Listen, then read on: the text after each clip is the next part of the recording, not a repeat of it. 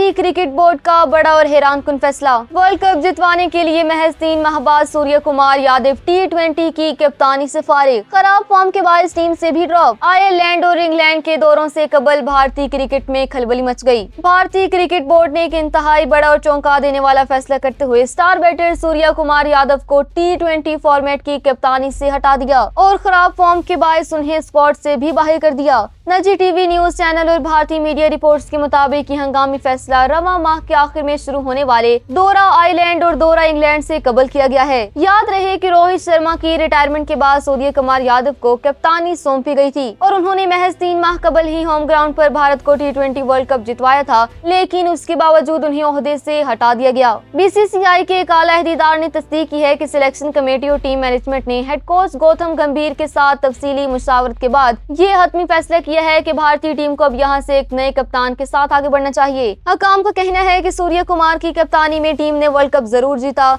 लेकिन उनकी हालिया फॉर्म और मुस्तकबिल की हिकमत अमली को मद्देनजर रखते हुए सबकी राय यही थी कि अब आगे बढ़ने का वक्त आ गया है। भारतीय टीम को इंग्लैंड में 5 T20 मैचेस की सीरीज खेलने से पहले आयरलैंड में 2 T20 इंटरनेशनल मैचेस खेलने हैं, जिसके लिए नए कप्तान का तकर्रुर टीम मैनेजमेंट और सिलेक्शन कमेटी की बाकायदा मुशावरत के बाद जल्द किया जाएगा। बतौर बल्लेबाज सूर्य कुमार यादव की मुसलसल गिरती हुई फॉर्म इस वक्त भारतीय क्रिकेट के लिए एक बड़ी तशवीश का बाइस बनी हुई थी, क्योंकि वो गुज़िश्ता 2 सालों से कोई खातिर ख्वाह कारकर्दगी दिखाने में नाकाम रही हैं। अगरचे उन्होंने राजस्थान रॉयल्स के खिलाफ ने सेंचुरी बनाकर अपने हालिया सीजन का इख्तिताम किया, लेकिन वो इस पूरे सीजन की 13 इनिंग्स में 20.76 की इंतहाई मायूस की नौसत से सिर्फ 270 रन ही बना सके थे। इसी खराब फॉर्म को बुनियाद बनाकर बोर्ड ने उन्हें कप्तानी के साथ साथ टीम से भी ड्रॉप करने का सख्त फैसला किया।